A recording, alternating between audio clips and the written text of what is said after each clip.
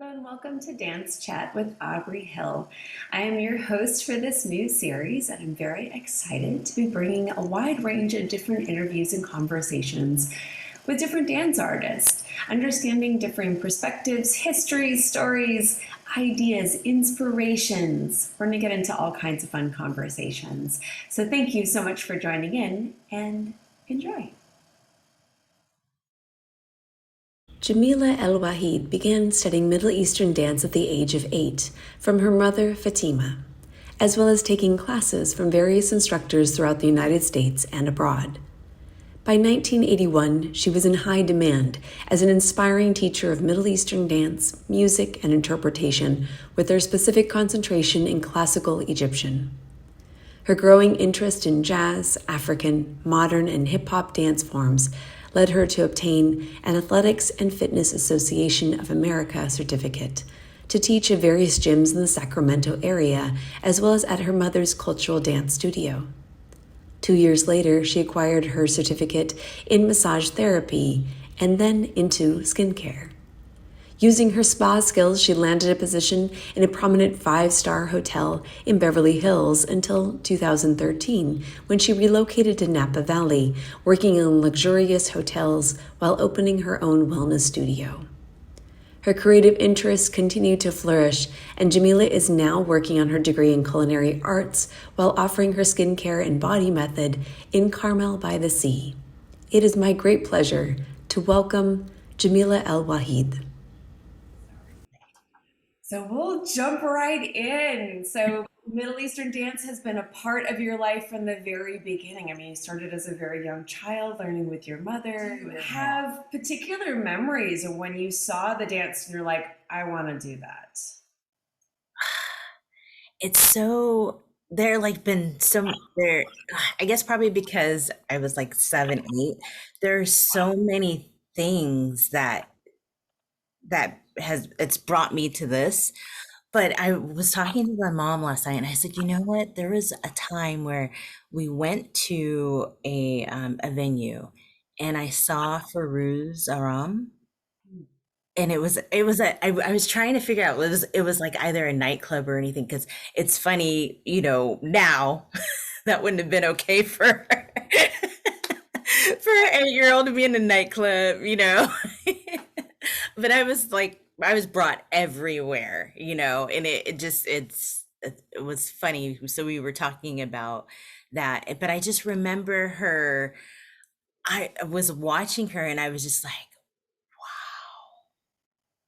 that has stuck with me. Like there are there are a handful of dancers in my life that I've just been like, oh my gosh, like I want to be able to do that. I want to be able to emulate that. So we were talking about that, and then my mom did bring my mom, and she had a partner, a friend partner, Roxanne, brought Farouz to Sacramento. So, and then that like kind of began the the journey of bringing phenomenal dancers to our little city. Our capital, but yeah. Yeah, and that's the thing. It's like there's like, well, is San Francisco the capital? You would think, but Sacramento, it's moving. It's being it's more progressive. I remember there are times where I was just like, oh my gosh, I want to get out of here. And I've left and I've come back and I left and I come back. But it's a really cool city, you know. Um, but yeah, that I would say, back to that seeing Cruise, that I was just like, wow, I was mesmerized. Wonderful. And how amazing to have a resource to be able to study with in your own home and so close to you as well. That must bring in all kinds of other connections and attachments and interesting elements to learning the dance since your mom was dancing and dancing. Yeah, yes. And then it's because my mom has always had like a group of friends. I call them like they're like my moms. And and each and every one of them have their own style, but they are like a force, and I mean, we travel over the world.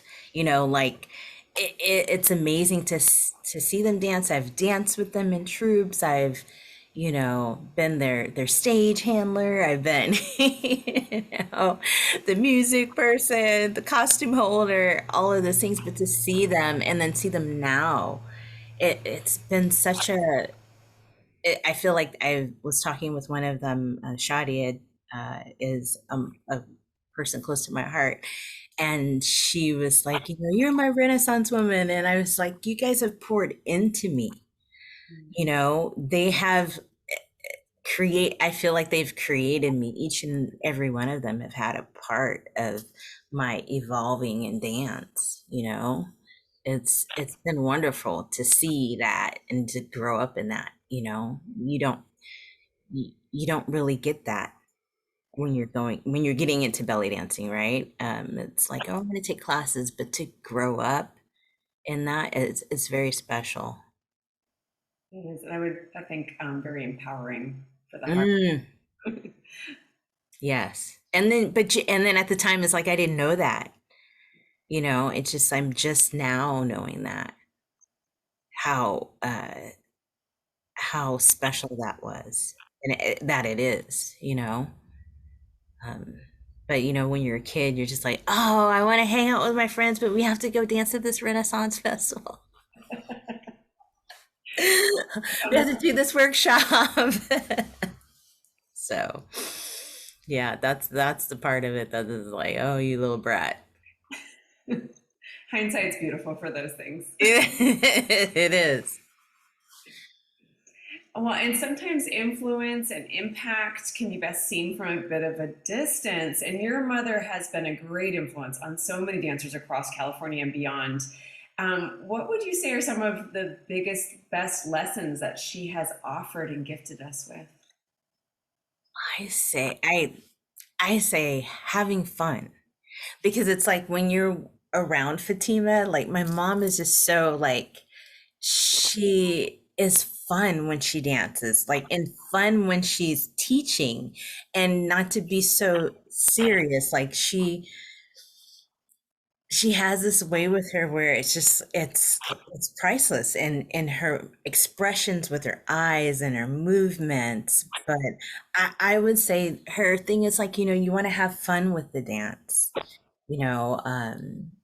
Yeah, that's the part that's interesting. Even like now when I come home and she's teaching and I watch, it's just it's funny because you're just like you cannot like, you know, keep a straight face because it's just like you're enjoying, you know, that playfulness you know, of dancing.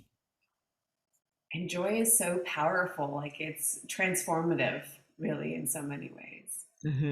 So those cells know joy. You know, your body is like, wow, this is, you know, this is, there's something happening that it elicits that response of, you know, just you cannot help but not to be happy, you know? I think we all need a little bit more of that in our days right now. Yes, for sure. Like, definitely. And at times it's hard, you know? When you're bombarded with a lot of sadness, you know. But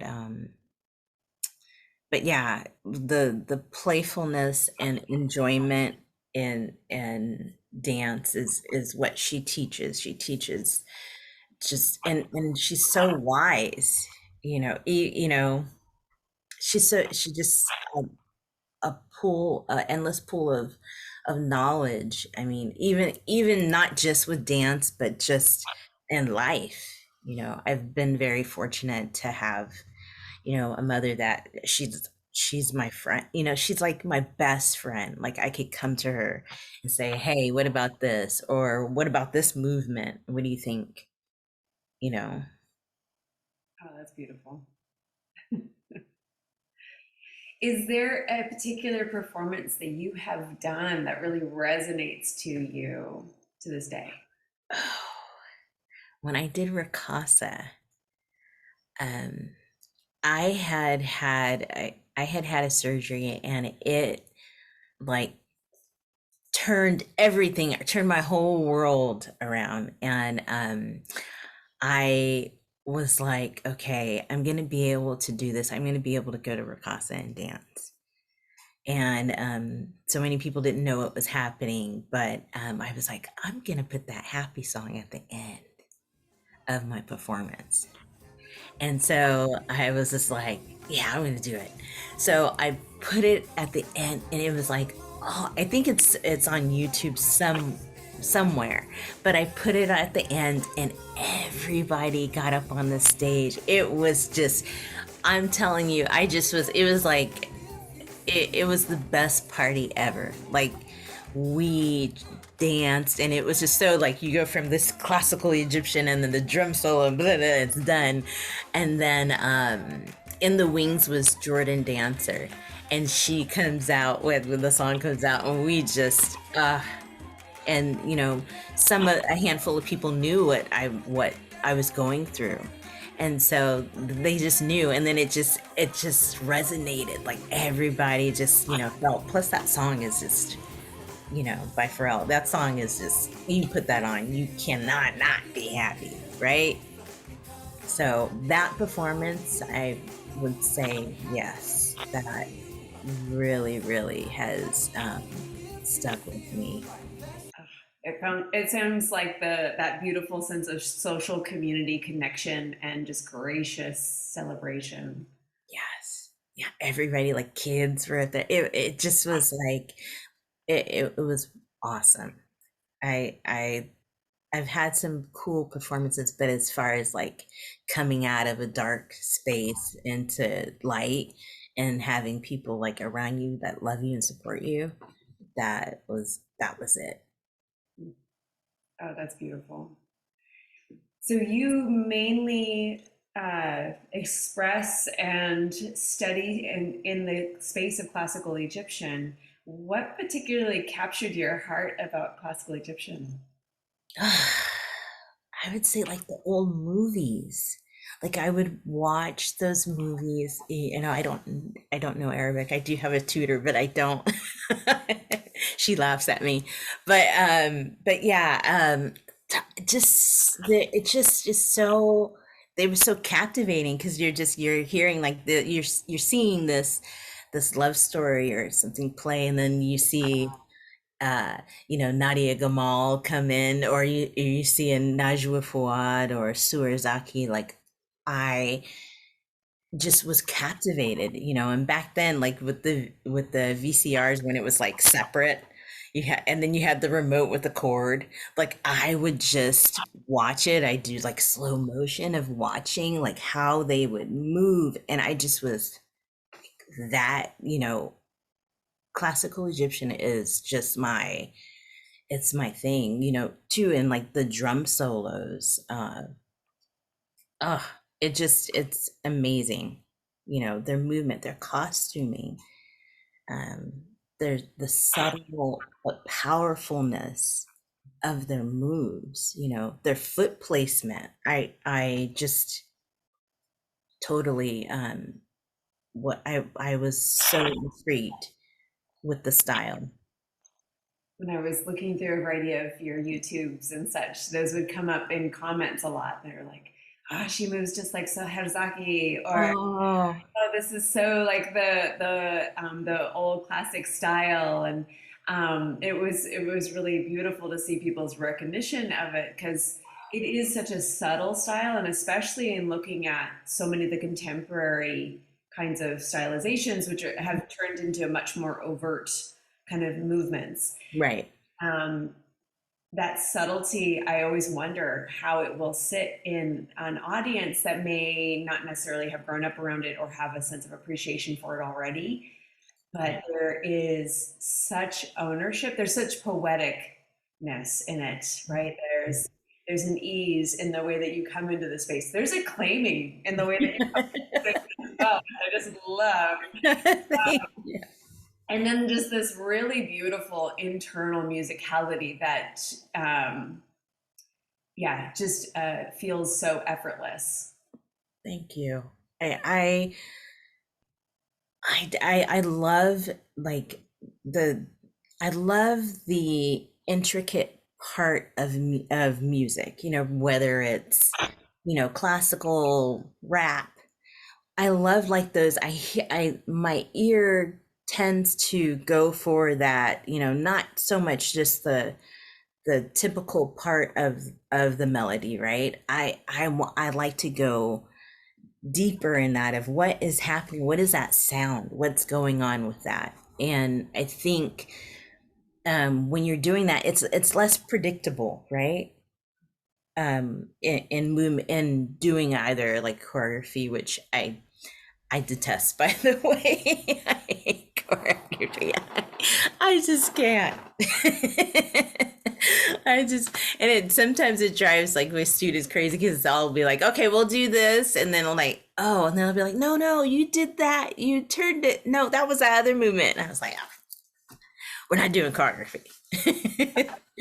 But I like just the different. I have appreciation for, you would say like probably maybe that musician's playing that line, right, and then that other musician's playing that line. That's what I love of being able to do that musicality and interpret it in movement.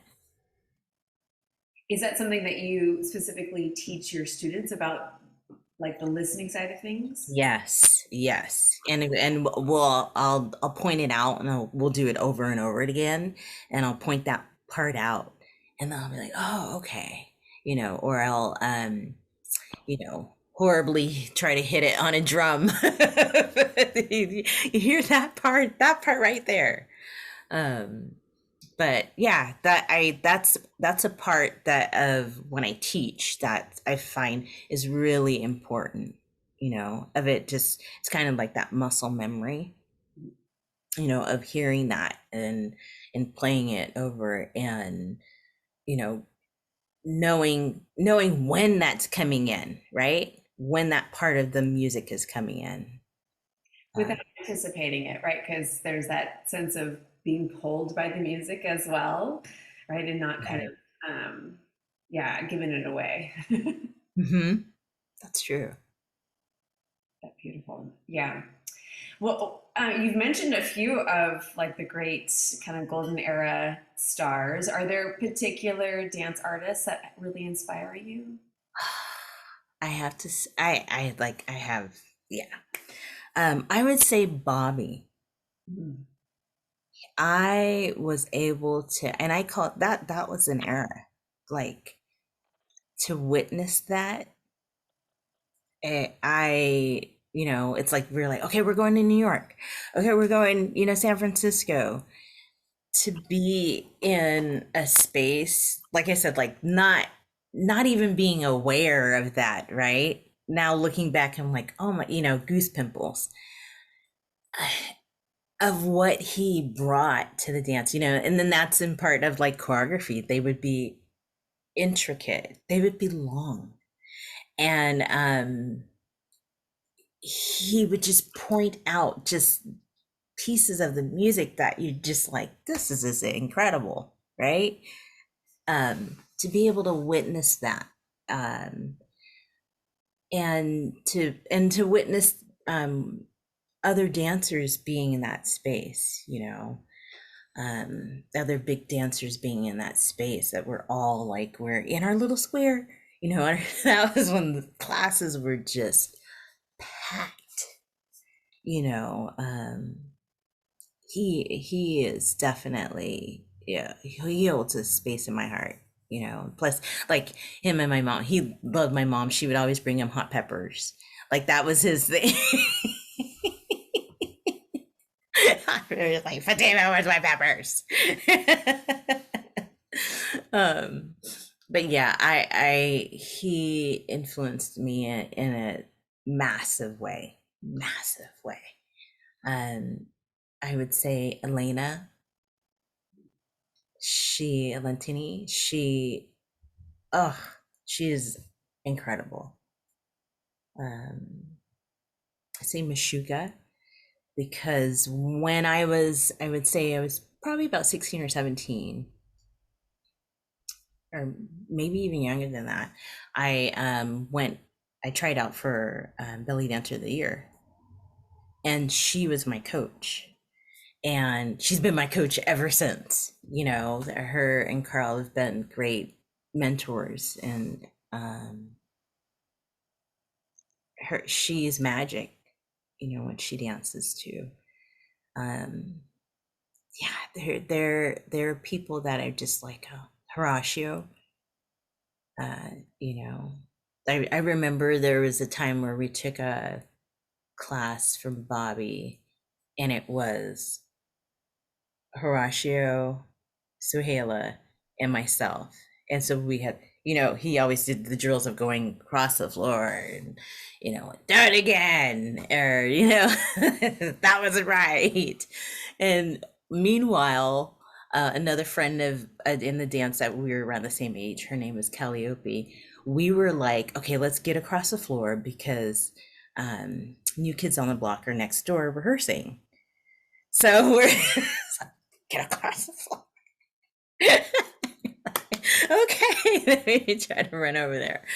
But I mean, that was a time. It was you know, amazing to be amongst dancers like that. Um, so definitely, you know, I've been inspired by great performers, instructors that I just like, wow, you know. I'm trying to imagine being a teenager in a room with some of those dancers, with Bobby leading the class and trying to get across the floor. And it reminds me of a class I was in when the teacher paused and she was just like, "This room is full of beasts. You either step it up or you're going to be eaten." Face of like, that's what just popped in my head if I'm thinking about like looking around at these dancers and being like, of diminish in the amazing dedication, like fullness of their presence, or you really shine light into like what you uniquely bring into this dance, and that we all have something really valuable to offer. Right. Amazing moment, and to be also mildly distracted by the boy band next door, which is Because you're like, what? Huh? No way. It's just like, oh my gosh. oh wonderful. Well, having been a part of the California community for several decades, there's been a lot of changes over the course of this time. What are some of the biggest changes that you've seen, and what are your hopes for the future? I say like the biggest changes are the competitions I've seen. Like, yes, there is. I feel like it's a different aspiration, right? Um, yeah, I feel I'm honored to be able to be a part. Like if I'm going to be a judge, but I feel like it's more they're more dancers are more validating themselves through that, um, and I don't necessarily think that that is the end all be all, right? um, so that's the part that I'm seeing, that I'm just like, oh, let's kind of maybe reel it back in, of coming back to basics of the dance, of being able to share, you know, to come back to basics of that. It's not a it's that it the the contests are great, but they don't measure you. It doesn't measure you as a dancer, you know. And people can say, well, she, you know, did a contest. Well, this is what happened is we practiced endlessly. My mom, we would always go down to Mashika, we practice, we had the music, we had the costume, everything was set. um my I go to make a turn and my belt popped. And as my belt popped, I was like, well, maybe I was thinking internally, like maybe I could still do it. But no, everything is connected. So, yes. So I literally ran off the stage. I was so upset. I was so angry. I was mortified, and I pushed open the sliding door, or the door that goes backstage, and I pushed that open, and on the other side of that door was John Compton. And he was like, "Whoa!" And I was just like, "Oh my God!" And so then they, like, everybody rallied, and it was at that moment, it was like, you are not. I took a strong. It was a strong message that your talent is not meant to do that. Like, that's what I took from that. And so then they were like, well, she danced enough to be judged.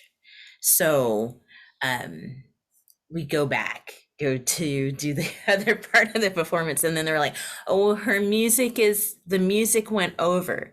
Mind you, like, for months, you know how many minutes we've taped it.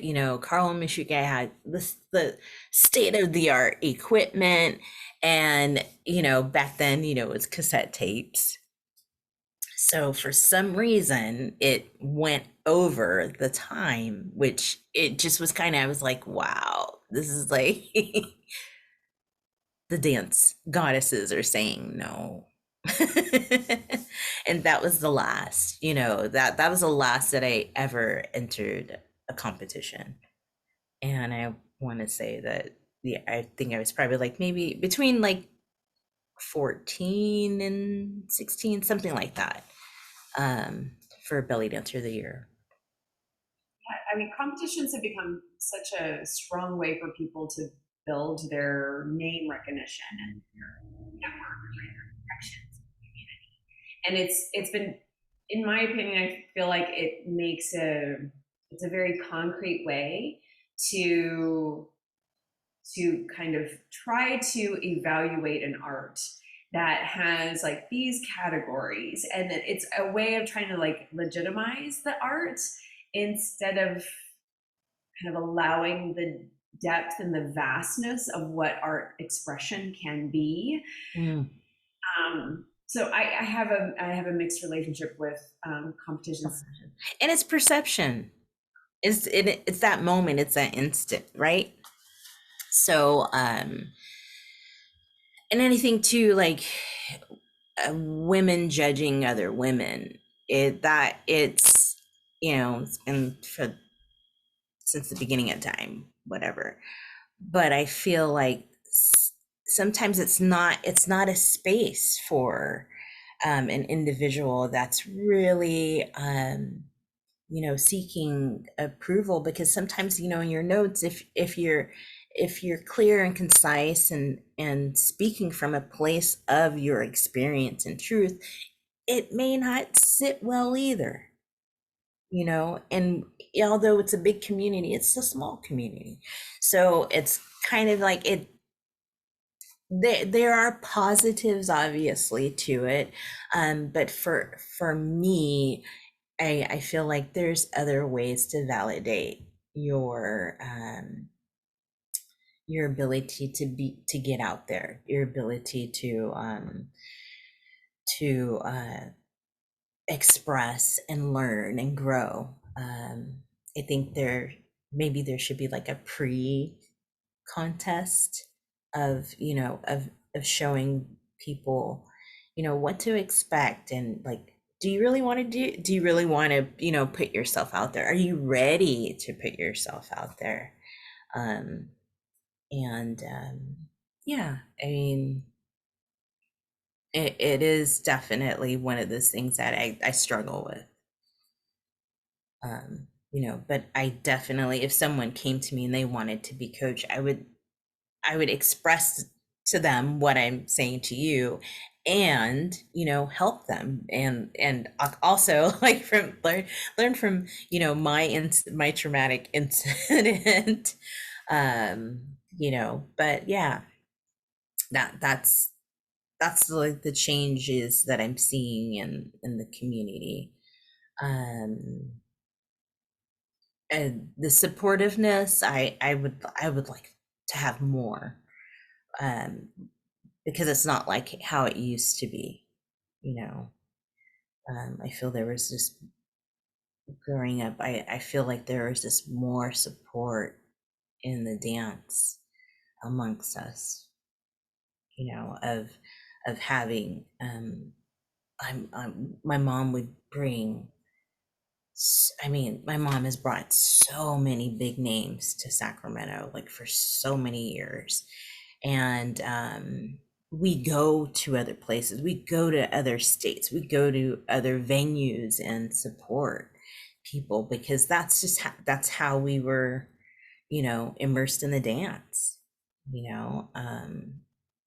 Initially it was, you know, when my mom decided like, oh, I want to do this on the side, because mind you, my mom is a retired midwife and a nurse practitioner, physician assistant. So at the time it was more of just her, you know, letting off steam with friends and taking classes, and you know, taking classes initially from someone that was very controlling, to like, no, that's not, you know, that's not what I'm in this dance for. You know, I grew up seeing dance, and my mom, I'm speaking like as from my mom, I grew up with dance, and it's the constrictedness. No, like I want to seek out, meet other sisters in the dance. And so with that, I think that's why my mom was able to like bring these people, go to here, go to, you know, go to New York, go to Rhode Island, go to, you know, San Francisco, and just seek. We were always on the road, you know, with a map. We're going to Bakersfield, you know, it's, we're going to, you know, Utah. So yeah, I feel like the supportiveness, like, has to be there, you know. That's really important to me, that we get back to that. Absolutely. And do you feel like that has been a response because we've grown into such a large community, but also we're now expanding across the globe into our reach and connection and communication? I think so. I think, um I think so, but I feel like that, I think probably because it's become so big that you don't have to, um you know, drive in the middle of the night to reach your destination at 2 a.m. I, with, you know, technology, it's made uh, things so accessible, you know, where I think there's a part of you could take it for granted, right? Um, but like the hunger of like seeking, you know, at its raw form of like, you know, we're going to this venue, we don't know anybody, but you know, we're going. And then from there, like you make friends for life in the dance, right? So I feel like I want that to happen more. So like I moved here to Monterey, and I was just like calling, messaging people, you know, like, hey, I'm here, what are we doing, what's happening, you know, like I want to dance, I want to teach, what's happening, let's collaborate, you know. And it's been a little difficult, but I'm just like, you know, I'm here, you know, and I have something to share, you know. I wonder that because prior to the pandemic, we were kind of at this very large influx of festivals. Even if we just think about like the amount of events that were happening around even just California, right? And it was Right, right. so overwhelming. There was no way that you could actually go to all of them. And I think it felt to me, at least at that point, that we really got into that space of taking it for granted. We're like, oh, I'll just go next year, Next year. right? And then everything shut down. And it was like, whoa, wait a second. But I thought I could do this. I thought I could do that. I thought I could do that tomorrow, right? I think it was Right. certainly rather harsh reminder that, well, we have today. Um, and I do kind of wonder if that will bring this kind of flower forward as to really we have so much power to what we nurture in this community. Yes. It's each of our responsibility to really partake in what we love and care about in this community. So at least that's my hope. Yeah, and I'm with you. I am so with you. Like I said, when Lauren reached out, I was just like, wow, And I had lived in LA like for 10 years, and I was, like where it's I've moved from home like twice, right? And anytime that I've gone, I'm just like, hey, I'm gonna go see you dance. What's happening? And that's how I was in LA, and then working like in spa entertainment world, it did take over. It took over everything, but I still found time to, go to events and stuff. But when Lauren called, I was just like, this is awesome. It's timing, right? So to go there, and then too, as connected, everybody it just was a vibe that we just were so grateful. Now it was our first time like being out. I wasn't living here yet. I was at home with my parents, and so we had like our bubble, right? So it was a really nice of, okay, we're starting this journey of what's going to be different, um, and it's still different. I've been to a couple of events since then, but yeah, I just am just advocate of support, even if it's not your style, even if it's not your type of dance. Support it. It's movement, right? um and you never know, you may meet someone, you may end up collaborating with someone, you may be inspired to make a piece or something, that's support. And even though our community has grown so much, we're still a quite small community in the grand scheme of things, right?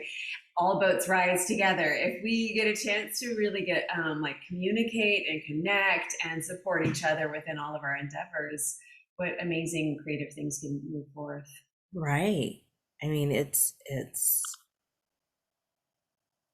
amazing, like when I'm thinking of going from like either like a little restaurant or a hafla to like a big stage venue, you know that's incredible, to show what we perceive as the dance, right, or a particular genre of the dance, and to command attention and awareness of people that are not, they have a perception of what belly dancing is, or to be able to command that in big venues is incredible.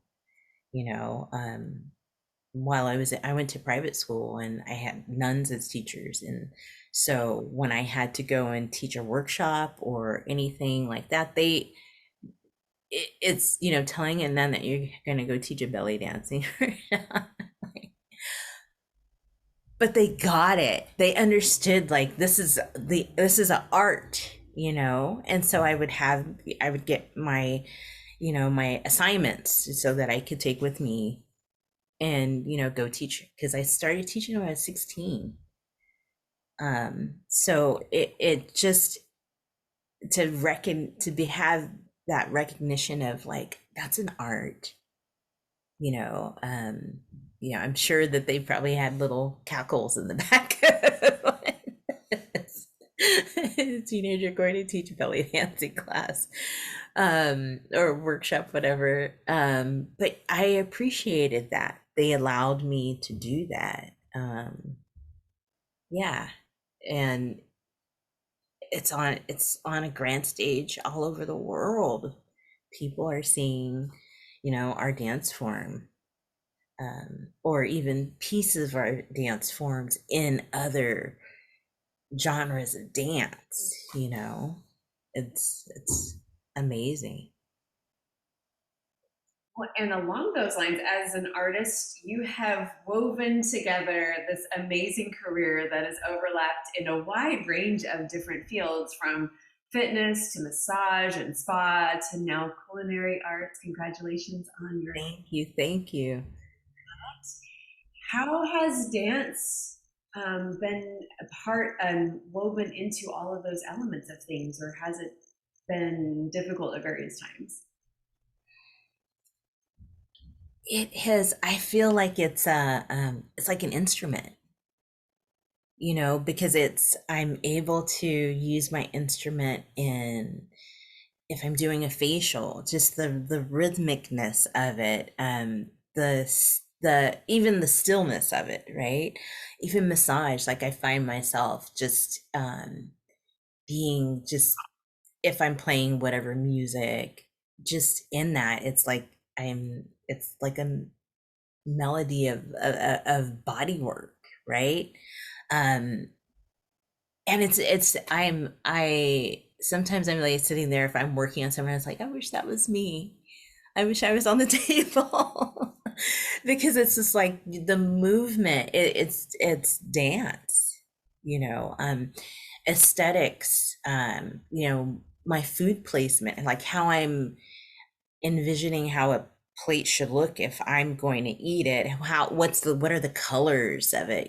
That could go like with our costuming colors, and I didn't purposely make it that. I just was drawn to that. I was drawn to body work, and just all of the what it encompasses. And like I said, with aesthetics, it's like, what is pleasing to the eye, what's gonna, like, ooh, I want that, um but yeah, it's interesting how all of that has come together. So, would you say that dance has been a way of you to know?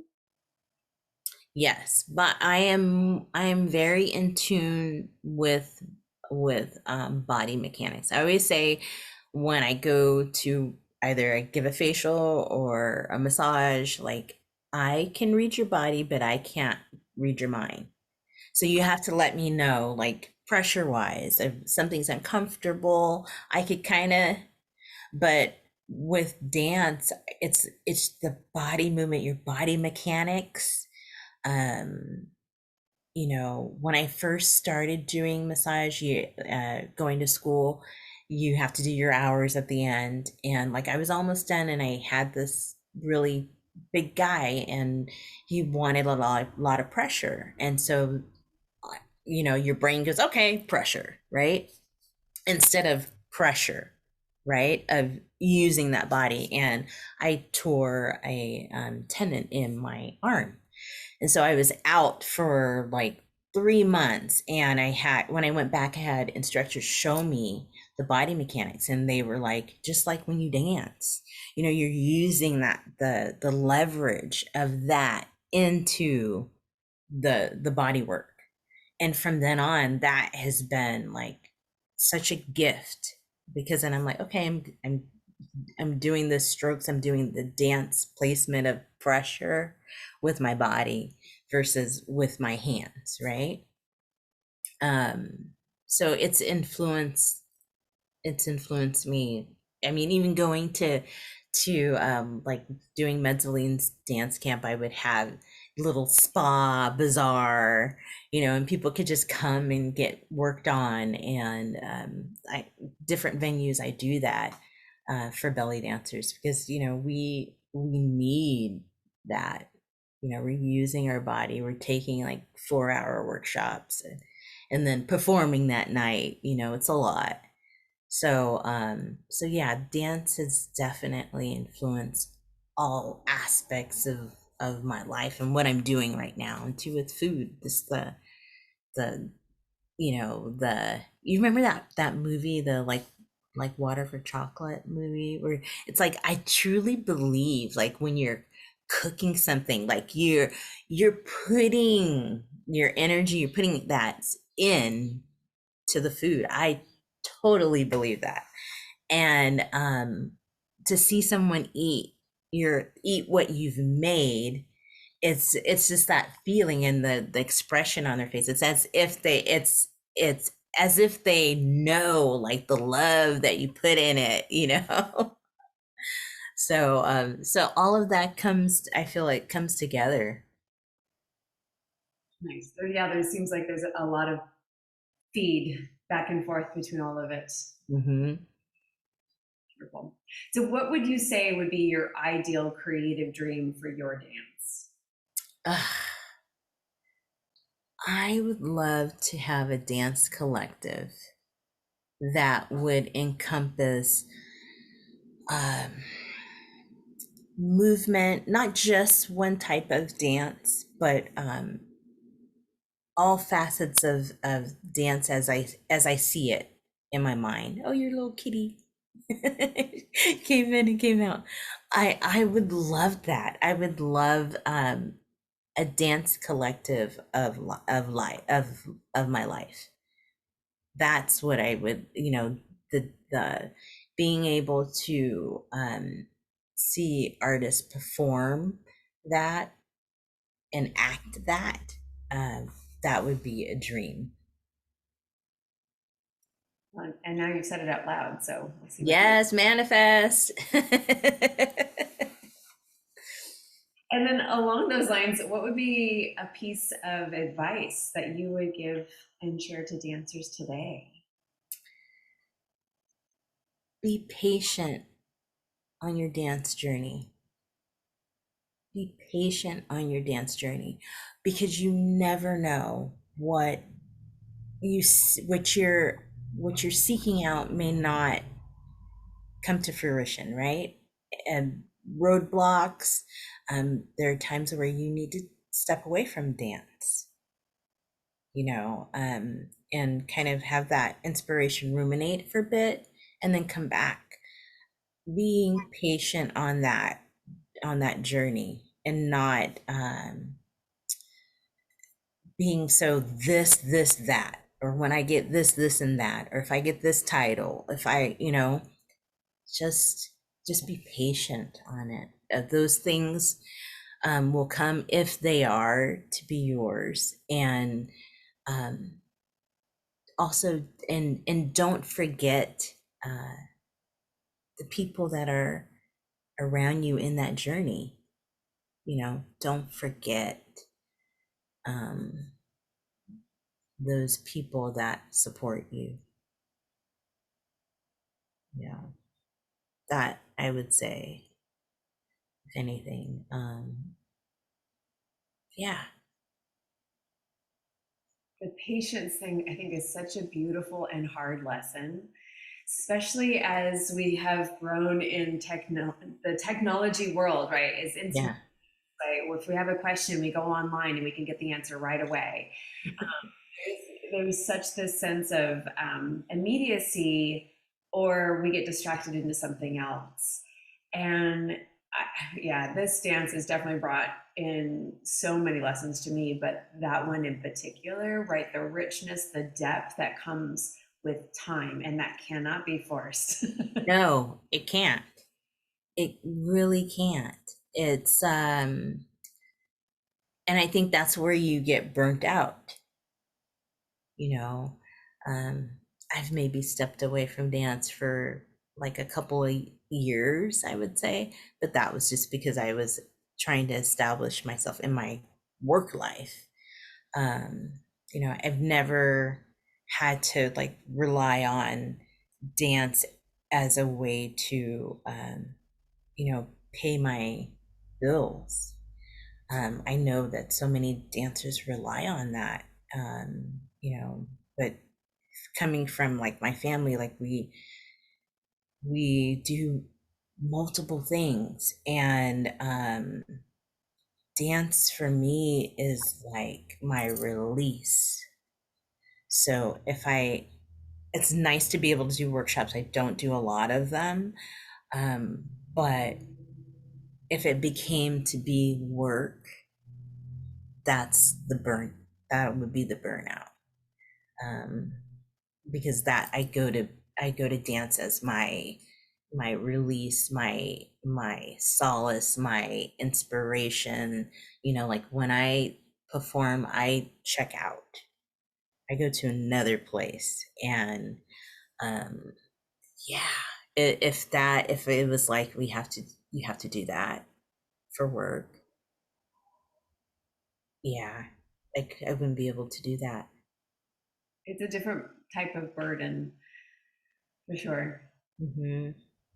It's I want to be able to, like, you know, be free with that. You know, when I would say, like, in my 20s, I did a lot of workshops. Like, I traveled a lot.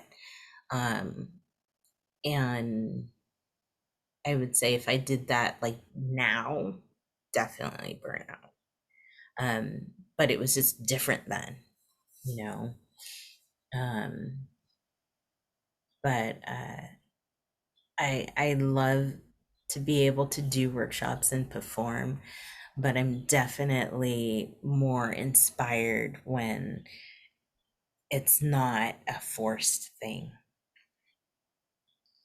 you know, or like I have to get the, you know, have to get the music, have to get, you know, mostly the people would crack up with, you know, my mom and I or whatever. It's like, okay, what music are you gonna dance to? I don't know yet. You haven't taped your music from behind the booth at Fatima's Bazaar, China. Trying to listen to the music. Okay, what music is it? Okay. Or it's like the cassettes or the CDs and, you know, all of that. Okay, just play song 1 and play song 6. We were like music people's nightmares. Well, and now with so many productions, right? We generally need music like a month or 2 months. Right. And as a producer, I love that because then I can make sure everything is in place. As an artist, I'm like, I don't know what I want to dance to in like 2 months from now. Like, Right. Right.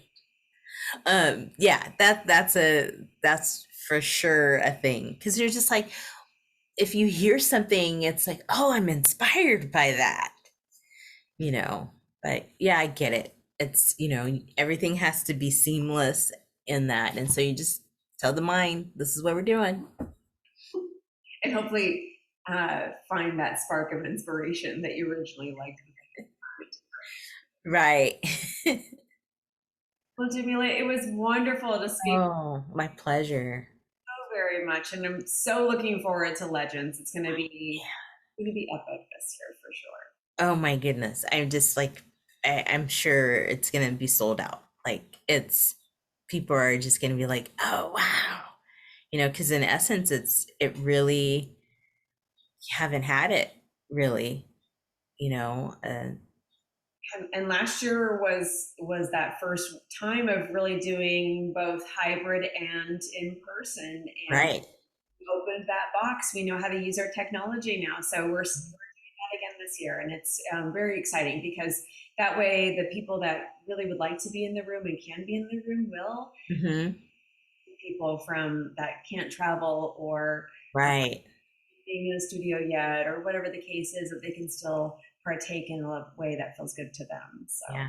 I was so grateful to Lauren because at the end, like, she showed me like all her gadgets and she was like, this, you put this there. And I was just like, thank you. You know, so then it's like I came back home with, you know, something in my toolkit and I was like, okay, we could do this hybrid thing. yeah, she's brilliant. She is. Totally. Well, wonderful. Well, is there any last things that you would like to share? I don't know, like, if you're ever on the coast, you know, come visit, you know. I'm here in Monterey. I have my skincare studio in Carmel by the Sea, and I teach online, you know. I'm accessible. But yeah, I'm looking forward to the summer of stuff happening and getting together. Me too.